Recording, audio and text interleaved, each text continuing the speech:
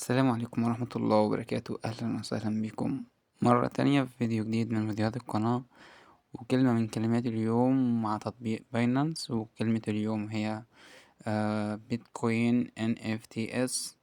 واستمتع بالفيديو وإن شاء الله هتلاقي كل الكلمات هنا مش عند حد تاني.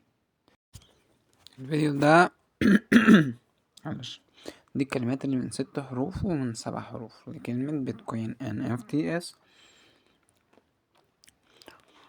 وان شاء الله باقي الكلمات بتتعمل وبتجهز وهتنزل لكم قريب، مش بعيد، بعد نص ساعة بالظبط.